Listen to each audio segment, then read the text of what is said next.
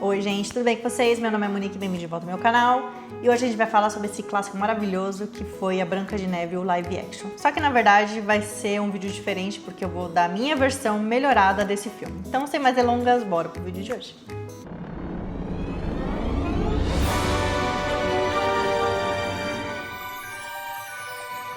Eu acredito que um dos maiores problemas foi a escolha da atriz principal, a Rachel Zegler. E aqui eu não tô falando da aparência dela, porque isso eu já falei no vídeo, eu não tô falando da cor da pele dela, porque isso eu também já falei no vídeo, não tô falando dos anões, não tô falando nada disso, porque tudo isso eu já falei num vídeo. Eu tô falando, na verdade, da imagem que ela construiu durante a divulgação do filme. Porque, convenhamos, é difícil você pegar uma atriz que não gosta do filme original e vive falando mal dele em todas as entrevistas que ela está. É verdade.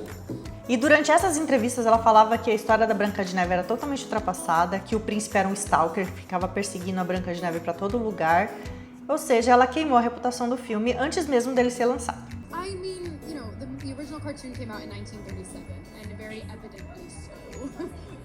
There's a big focus on her love story with a guy who literally stalks her.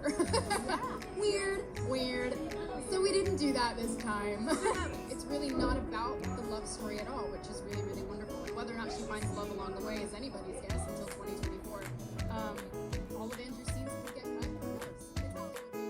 E toda a entrevista ela aparecia falando alguma coisa do filme. Como é que a Disney pega uma atriz que nunca gostou da Branca de Neve para ser a atriz principal da Branca de Neve? Parece até que o marketing estava trabalhando contra o filme, trabalhando para o concorrente. Porque se você pegar o filme original da Branca de Neve, ele é simples. Ela corre para a floresta, ela encontra uma casinha, encontra os anões. Daí ela come uma maçã suspeita de uma senhora no meio da floresta que tem todos os indícios de ser uma criminosa.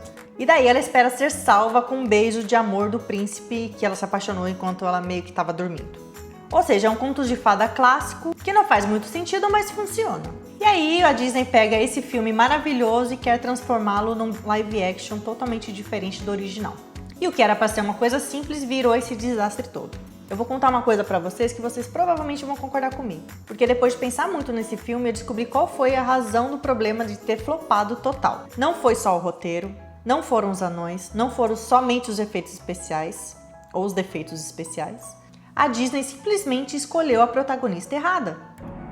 Não me diga. Porque se ela fosse interpretada pelo Julius, o filme com certeza teria arrecadado bilhões. Porque eu não conheço uma pessoa no mundo que não gosta dele. Sem dúvida. Então, baseado em tudo isso que eu falei, eu criei uma história em cima do Julius, que seria o Julius de Neve. Aí você me pergunta, mas como que seria o Julius de Neve se ele não é branco como a neve? Mas aí eu tenho uma explicação, e essa explicação tá nesse vídeo aqui.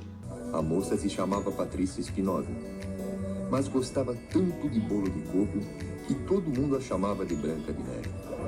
Então, dadas as devidas explicações por que o Julius de Neve tem esse nome, a gente vai poder chamar o novo live action de o Julius de Neve e os Sete Anões, ou só o Julius de Neve. Então eu vou contar pra vocês como eu vejo essa história funcionando. E a história começa num reino bem distante, onde nasce o nosso herói Julius. Ele é filho de um rei e de uma rainha extremamente amados pelo povo. E desde pequeno ele demonstra muita força, muita coragem e um bom coração. Mas enquanto outras crianças brincavam de espada normal, ele não. Ele ajudava os aldeões a carregar pedra, a construir as coisas, porque ele era muito forte, então ele ajudava os aldeões a reconstruir e a construir algumas coisas no reino. Então seus pais o treinavam também para se tornar um rei no futuro. Mas aí a felicidade dura pouco. O que acontece é algo que ninguém esperava. O rei morre em circunstâncias misteriosas. Não, brincadeira, aqui a Disney ninguém morre. Não, pera, morre sim. E então ele morreu mesmo. E foi uma daquelas mortes que claramente as pessoas pensavam, tem alguma coisa errada aí. Mas aqui a gente não vai investigar porque ele morreu, ele simplesmente morreu e seguimos a vida. E sem alternativa de se manter sozinha e manter a estabilidade do reino, a rainha acaba se casando com um monarca muito poderoso do reino vizinho. Dessa forma, eles teriam mais forças e se tornariam mais poderosos. Ele era um sujeito educado demais, simpático demais, perfeito demais e se olhava no espelho demais. Ou seja, a gente entende aqui que ele não é uma pessoa muito boa, claramente um vilão. E esse novo rei mostrava de alguma forma que ele tinha muita inveja do Julius de Neve. Ele fazia Julius de Neve de gato e sapato, tratava ele muito mal. É que na verdade ele enxergava no Julius de Neve um verdadeiro inimigo. Mas aí algum tempo depois a rainha também morre de circunstâncias misteriosas. Coincidência? É claro que não. Mas enquanto Julius de Neve cresce, o rei já está em busca de uma nova rainha, para se casar e expandir mais ainda o seu poder. E a escolhida era uma rainha de um reino próximo, que lutava pela vida do seu marido, que tinha ficado doente há alguns dias. Mais uma coincidência? Claro que não. Mas enquanto isso, o reino começa a mudar. Os impostos aumentam, os aldeões sofrem, as colheitas diminuem, a alegria desaparece. E anos se passam e o rei ainda não conseguiu se casar, mesmo pela sua busca incansável por uma noiva. Enquanto isso, Julius de Neve cresce, fica forte, fica muito forte. E pior para o rei é que todo mundo amava o Julius de Neve, todo mundo mesmo. As crianças, os aldeões, os soldados, os cachorros, todo mundo gostava dele. E até quem não gostava, gostava. E isso despertava muita inveja e raiva no rei, que toda noite perguntava para o seu espelho mágico: espelho, espelho meu, existe alguém mais poderoso e forte do que eu? E por anos o espelho respondia: não, majestade. Até que um dia o espelho mágico responde: sim, Julius de Neve. Totalmente transtornado, o rei manda um caçador ir atrás do Julius de Neve para matá-lo. O problema é que ele encontra o Julius de Neve na floresta e ele percebe que ele não vai ter chance nenhuma de lutar contra ele. Ele olha para o Julius de Neve, olha para si mesmo, olha de novo e fala: não, eu tenho uma ideia melhor, eu vou contar tudo para ele. Então ele foi lá e contou todo o segredo do rei, que ele queria matá-lo porque ele quer ficar no poder e tem inveja do Julius de Neve. Então Julius de Neve, ouvindo tudo isso, ele decide fugir para a floresta, mas não porque ele estava com medo ou fugindo dessa situação. Ele queria elaborar um plano para poder acabar com a tirania do rei. Então, durante a sua caminhada pela floresta, pensando muito, ele acaba encontrando uma casa bem pequenininha, com vários problemas, e ele decide então entrar na casa e fazer alguns consertos que ele, como sendo o mais forte, ele fazia muito rápido e tinha muitas habilidades. Essa casa pertencia a 7 anões, que no final das contas eles se tornaram grandes amigos, e o Julius de Neve ficou na casa dele por algumas semanas, até decidir o que iria fazer. E durante suas caminhadas na floresta, o Julius de Neve acaba encontrando uma jovem misteriosa. Ela era muito bonita, era muito gentil, e aí ele achava ela muito corajosa. E então eles começam a conversar, eles caminham junto, e eles conversam mais, eles caminham mais, e isso se dá ao longo de vários e vários dias. Nem sem cantoria, sem passarinho, sem nada, simplesmente duas pessoas comuns conversando na floresta. Só que lá no castelo o rei descobre que o Julius de Neve está vivo. E aí ele vai até uma feiticeira para armar um plano para matar o Julius de Neve. E então a feiticeira cria uma poção, joga algumas maçãs na poção para poder envenená-las. E aí ela consegue mudar totalmente a fisionomia do rei, transformando ele numa velha camponesa muito estranha, esquisita, que ninguém chegaria nem perto. E o plano dele, como todo mundo já sabe, era entregar a maçã pro Julius de Neve para ele comer e morrer, que é o kit clássico dos contos de fada. Mas aí o plano dá errado, porque quem o rei encontra primeiro é a jovem que o Julius de Neve é apaixonado. E aí, estranhamente, ela na floresta sozinha encontra uma velha extremamente esquisita oferecendo uma maçã, e o que ela faz? Ela aceita e ela come.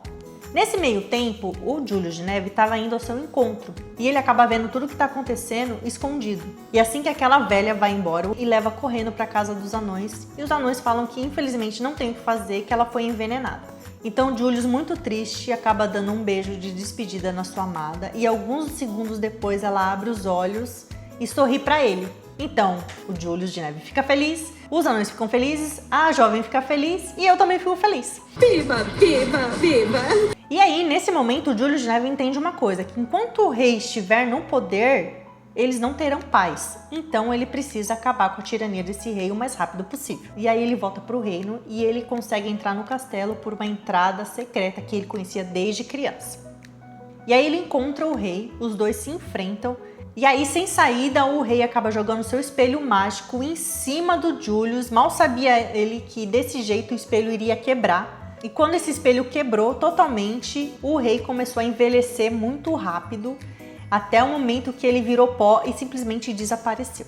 E o Julius descobre uma coisa, que o rei nunca foi humano. Ele era uma criatura antiga, um parasita de poder, que eliminava reis, se casava com as rainhas viúvas e expandia seus domínios geração após geração. Então, depois de tudo isso, o Julius de Neve assume o trono. Ele se casa com a sua amada, ele ajuda os aldeões e faz dos 7 anões seus fiéis companheiros. Ele reconstrói a cidade e transforma o reino em um dos lugares mais felizes do mundo. E fim. E essa é a diferença quando você coloca o Julius na história. Tudo fica melhor. Bom, eu espero que vocês tenham gostado dessa adaptação meio doida, mas eu acho que ficaria bem melhor, né? Mas é isso, se você curtiu esse vídeo, dá o joinha, se inscreva no canal para não perder nenhum conteúdo. Quase toda semana tem vídeo novo e a gente se vê no próximo vídeo. Um beijo e tchau, tchau!